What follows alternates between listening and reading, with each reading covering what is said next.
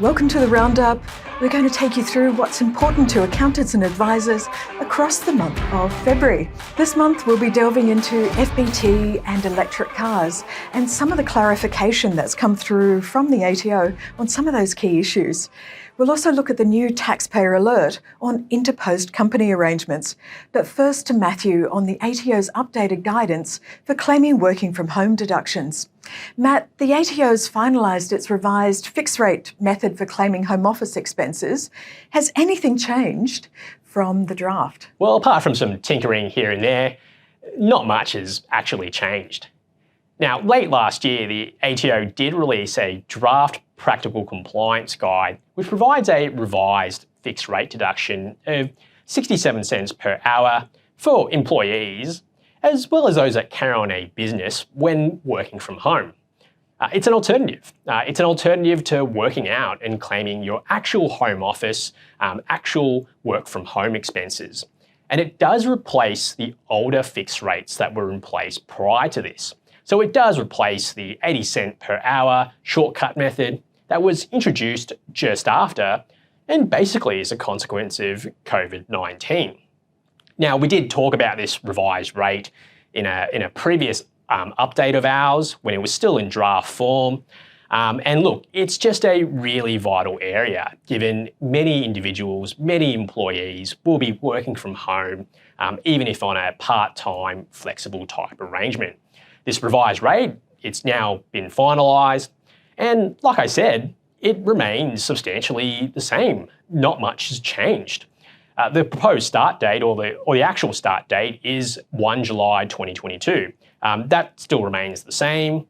The revised rate is still 67 cents per hour and covers the same types of home office running expenses. So things like electricity, internet, mobile phone, and other telephone costs. Any depreciation deductions on home office equipment, well, that's separate to the revised rate and can still be claimed on top. The conditions that need to be met before this revised rate is available, they've also really remained the same. The individual does need to be performing real substantive duties from home, but they don't necessarily need to keep a dedicated home office, as long as they can show that they are incurring some additional running expenses as a result of working from home. In reality, many practitioners were hoping that the ATO would relax its record-keeping requirements, just given that this revised rate is intended to make life a bit simpler when it comes to claiming work from home expenses, but that hasn't really happened. The record-keeping requirements are going to become a lot more stringent from 1st of March. What should we be telling our clients? That some records still need to be kept. Not only will the client need to keep some records, some invoices of at least some types of the expenditure, they'll also need to keep records of the total number of hours worked from home. That will be challenging for many clients. So in that regard, estimates or a diary containing a representative 4-week period are just not going to be sufficient for this method. Look, the ATO will allow records of representative periods to be kept up until the end of February, so really now, but from then on, the ATO has made it fairly clear that they expect clients to be keeping records of the total number of hours worked from home. And that is really, I think, the key message. Many clients will be caught off guard by this step change in record-keeping requirements. So it's really on us, and it's really up to us to be letting our clients know that if they want to use this revised rate method, they should be keeping things like timesheets, rosters, or a contemporaneous diary that sets out the total number of hours that they've worked from home. And for Knowledge Shop members, the Your Knowledge client newsletter works through the work from home deductions issue just to make sure that your clients are kept up to speed. It's available now on the member portal. Also this month, the ATO has released a new guide clarifying the FBT exemption for electric cars. Michael, what does the guidance tell us, and is there anything new? Well, I'm not sure that this ATO guide necessarily gives us any brand new information, but it does help to clarify and confirm some really key points when it comes to the FBT exemption for electric cars. The first thing is the ATO clarifies that this exemption is targeted at benefits provided to current employees only. So the benefit needs to be provided to someone who is a current employee or an associate of a current employee.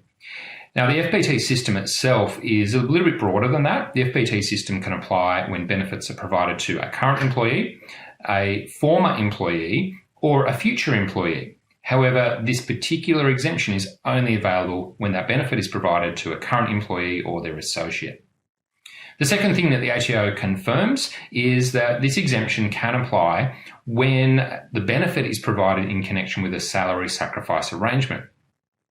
Now, this is helpful to know because not only is it a pretty common question that's floating around at the moment, but there are lots of FBT exemptions, particularly more recently, which are not available when the benefit is provided in connection with a salary sacrifice arrangement. And we've seen a trend around this in recent years where the government has kind of stripped away certain FBT exemptions and ensured that they're not available when the benefit is provided in connection with a salary packaging arrangement.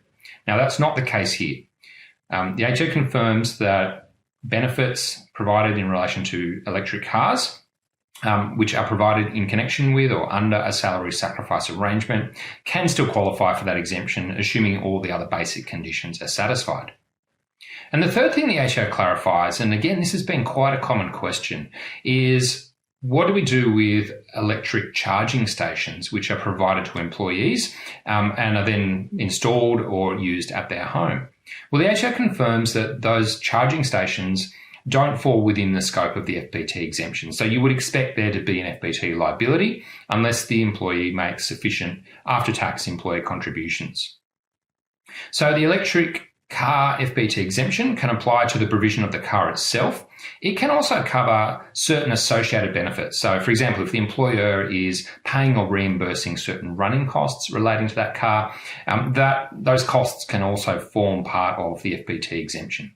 However, that does not extend to an electric car charging station that is installed at the employee's home. In that case, you'll need to deal with the FBT consequences, and the first step is determining the type of benefit. For example, is it an expense payment benefit or a property benefit? And then take it from there in terms of calculating what the FBT liability might be. So that's something to be aware of where you do have clients who are looking at taking advantage of the electric car exemption. Certainly the exemption can apply to the car itself, to certain running costs, but it won't extend to those charging stations. Are there any other issues we need to be aware of when looking into this exemption for clients? Yeah, there are a couple of other key points that are worth just mentioning as we're discussing this area of this electric car FBT exemption. The first thing, and it's a really crucial point, is that the exemption is only available when the benefit is provided in the form of a car fringe benefit. Now, that might seem a little bit of an odd thing to say because we're dealing with electric cars, surely we're dealing with car benefits, but it's not quite as simple as that because it really does depend on the way in which the arrangement is structured. Now, typically when we're talking about a car fringe benefit, we're talking about the sort of situation where the employer owns or leases a car and then makes it available for the use of an employee. That's a typical car fringe benefit situation. On the other hand, if the employee went out and bought a car or leased the car in their own name and the employer was reimbursing them for those costs, that's probably not a car fringe benefit. That's probably an expense payment fringe benefit. And so the distinction between those types of benefits becomes really important in a case like this when we're trying to access a very specific exemption. One of the things that the ATO picks up on in this latest guide that's been released is the importance of checking lease arrangements very carefully. And the ATO says that particularly if we're dealing with something like a novated lease arrangement, we need to make sure that we're dealing with a genuine or bona fide lease arrangement. So looking at whether there's already an expectation that the car will be bought at the end of the lease, what the residual value is calculated as in terms of how that number's been arrived at. These are some of the things that we need to look at in determining whether we really do have a genuine lease or not. Particularly be careful, as I indicated, with novated lease arrangements. For those of you who aren't familiar with that term, normally the way that works is that the employee will go out and enter into a lease arrangement with a finance company for a particular car. Certain rights and obligations under that lease arrangement will then be novated or effectively transferred to the employer for a certain period of time. Even though the original lease agreement was with the employee, while that novation arrangement is in place, what we're hoping is that it will look like the employer is really the entity that is leasing the car and is then allowing the employee to use it. So as long as the arrangement is structured carefully, that's typically how we'll see it from an FBT point of view. But the ATO is pointing out that we need to be very careful in just checking the terms of that lease arrangement to make sure it is a genuine lease arrangement. The second thing that is worth just bearing in mind when it comes to this electric car discount is that even if we qualify for the exemption, so we don't have an FBT liability relating to the car or associated benefits, we will still need to calculate the taxable value of that benefit that's been provided, because it will determine whether the employee has a reportable fringe benefit and the amount of that reportable fringe benefit. Now, while that won't directly impact on, say, FBT liabilities or, in fact, the income tax kind of position for the employee in many cases, it might impact on their ability to access other government benefits, for example. So that reportable fringe benefit position is something that we just need to make sure that we're aware of.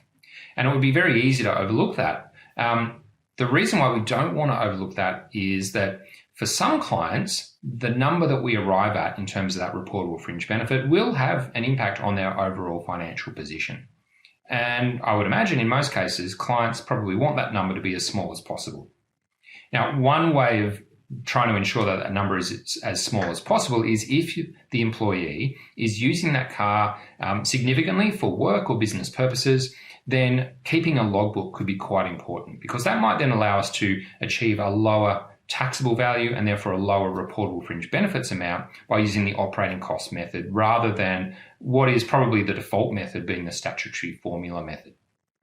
So even though there's probably no strict requirement to keep a logbook in terms of dealing with an FBT liability, there might still be value for some employees in keeping a valid logbook so that we can end up with a lower taxable value under the operating cost method and therefore a lower reportable fringe benefits amount, which might then mean your client is better off when it comes to accessing other government benefits. That's a really important point that employees should be aware of, and employers should be kind of raising with employees to make sure that the best possible outcome is obtained by all the parties to the arrangement. A new taxpayer alert has been released on interposed company arrangements. Michael, what is the ATO concerned about here? Yeah, the ATO has raised an issue with a particular type of arrangement which involves interposing a new company into the group structure and then allowing funds that have previously only been taxed at the corporate tax rate to be extracted in what appears at face value anyway to be a tax-free manner. So effectively what the ATO is raising here as part of this taxpayer alert is a scenario where we have, say, an existing company, maybe it's a trading company that's made profits and paid some tax at the corporate rate over the years, and that company has an existing shareholder. Let's just assume that it's an individual shareholder who owns the shares. What then happens is that an interposed holding company is put in place. So the individual shareholder holds the shares in the trading company, transfers those shares to a new holding company, and the holding company now owns the shares in the trading company. And assuming certain conditions are met, often that will be achieved by using a rollover within the CGT system, possibly Division 122. What then happens is that the trading company pays out a franked dividend to the new holding company. And depending on tax rates and franking rates, there may be little or no extra tax to pay on that dividend when it's received by the holding company. Well, the next bit is what's crucial, because the ATO is really looking at scenarios where those funds that have now been paid up to the holding company as a dividend are then provided to the ultimate shareholder, again, on the face of it, in a tax-free manner by way of a loan. Now, in the ATO taxpayer alert, the ATO kind of makes the assumption that we're dealing with a situation where the holding company, that new holding company, has no distributable surplus for Division 7A purposes. Now, there's a bit of a question mark over that because the numbers the ATO uses and how they get to those numbers, I'm not 100% convinced that they're quite right yet, and we've raised that with the ATO. But assuming that that is the case, assuming there is no distributable surplus, therefore there is no deemed unfranked dividend that is assessed in the hands of the individual under Division 7A, the ATO is then looking at, well, what next from a tax point of view? And the taxpayer alert indicates that there could be a number of ways the ATO could attack an arrangement like that. One of those being the dividend stripping rules that form part of Part 4A. Now, the ATO isn't saying definitely this is how the rules would be applied, but certainly this is an alert. This is a warning that people who are engaging in this sort of arrangement, there is certainly a risk of a Part 4A outcome being applied by the ATO. Now, this is an interesting one because if we go back many years, there is an older ruling from the ATO suggesting that interposing a new holding company, possibly paying out some dividends to that holding company, of itself isn't necessarily suggestive of something that would trigger anti-avoidance rules. But this taxpayer alert is dealing with something that goes a step beyond that, accessing those funds outside the corporate environment without paying top-up tax. That's the bit that the ATO doesn't seem too happy about in this scenario. So it's important to be aware of that. Again, if something kind of seems too good to be true, it's quite likely that the ATO will at least take the initial position that it might be too good to be true. So being able to extract funds from a company in effectively a tax-free manner and not bear any tax implications, I think we just need to be a little bit careful if someone's kind of proposing that to us. There are a number of things in the tax system that could potentially pick that up, and Part 4A is definitely one of those things. So out of this, is Part 4A a bigger threat now than it used to be? Yeah, look, I think at a very high level, I would say that as things stand at the moment, we should be a little bit more worried about Part 4A than maybe what we have been in the past. And there's a few reasons why I say that. One of the reasons why I say that is that around 10 years ago, some pretty significant changes were made to Part 4A. And I think unless we're dealing with the detail of Part 4A on a regular basis, it's very easy to underestimate how important those changes were. But we've seen a case go through the courts quite recently, which has really highlighted just how important and crucial those changes hasn't were. necessarily We really given us haven't something seen that we can just kind of been plug in analysed detail by the and tell courts us much, if at all, this stage anyway. since those changes were made but there about is 10 years certainly ago. something the ATO has released which Now, will help us as part determine of where assessing from a risk point Part of view. 4A, And we're looking at whether when a it comes to taxpayer has business obtained a that's tax hiring benefit, and we're looking a at worker, about the we now have purpose a bit of a behind framework in obtaining terms that of, benefit in terms of what the we need to transaction do that's been undertaken. in order to be at a Now, pretty in order low to determine whether level there of is a risk tax in terms of the benefit ATO, and what the quantum of that applying tax benefit resources is, and kind of we need compliance to make a activities to the comparison. arrangement.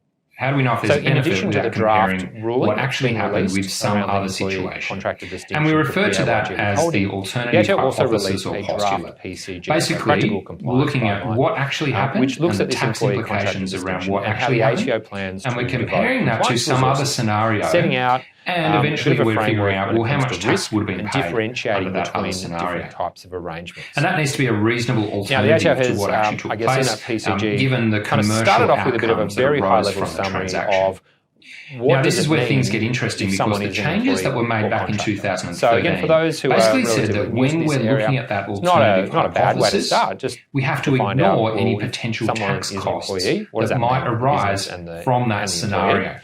So and let's say likewise, you've got if a they're client and contractor, they what have does that entered actually into mean? transaction A.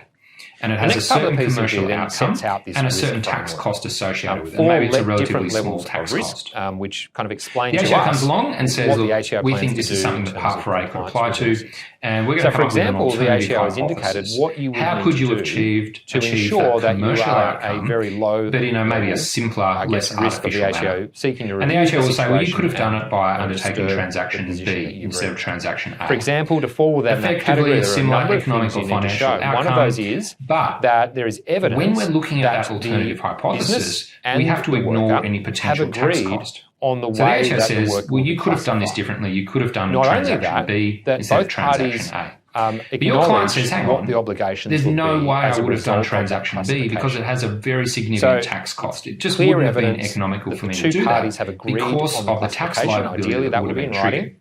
And not Well, only this that is they where those agree on the 2013 classification, amendments but come they in. both understand They what that say, means in terms of basically, we have to obligations ignore are that apply tax to each cost. party.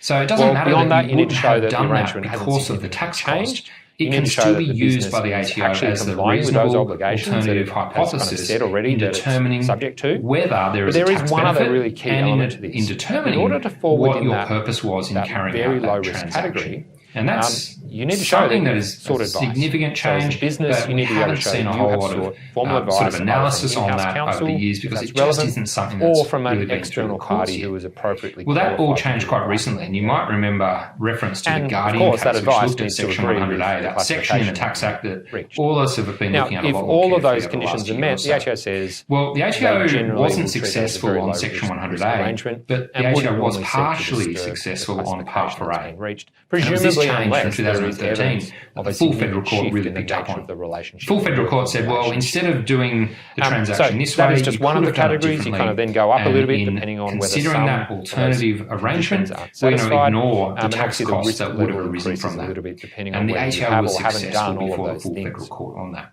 So this doesn't should we be worried necessarily about tell you Part how to 4A? figure out We whether probably someone's should an be, employee and or we a maybe contractor. should be more worried There are about a it number than of what we things you need to previously look at to thought. do that, and the draft We've also ruling seen the will help you with ATO the make factors reference to that need to Part be 4A considered. in some new ways But this will certainly help recently in that terms of maybe what hasn't do you been need the to case in tick the past. off And a lot of us if would you be want to be familiar at with the very ATO low guidelines level of risk of on ATO dealing review with the or profits challenge. of professional firms. The The ATO is the saying thing that used to these help are the us types in of terms of arrangements actually that Part reaching a 4A could decision was potentially the apply to. Now, ATO's Part 4A is online complex. employee There's a contract series of online things we need to work through to see whether there's now, an issue. that may But certainly well the become ATO is available putting it again out to us there. at some point, Part but 4A right is now a it's tool not. or a weapon At the that moment, the ATO might it's kind of been start to taken use a little offline, bit more often than it and the has in ATO the said that past. they're reviewing it The and success that presumably the looking ATO at had whether in it the can Guardian be case re-released in a might modified also form give to the take ATO into a little bit account more those high court motivation decisions that to are start referred to applying earlier. Part 4A in So for the time situations that being, the maybe tool we that we haven't maybe thought have of in been terms able of to Part use 4A before. to try and help us figure So out this whether taxpayer someone's alert around employee or interposed contractor company arrangements, is the not ATO available right says now. this is something that But the Part hope 4A is might that apply to. a modified, Given improved recent version of court that tool decisions will in this become area, available not on at those some sorts point. of arrangements And in the necessarily, meantime, that but draft dealing PCG with will how help us Part to 4A understand applies what is now, it that we need to given do those changes to that were made manage a the little risk while level ago. that's associated with You this. start to Certainly at least see from an Part 4A ATO as a little point bit of more of an effective weapon that the ATO can use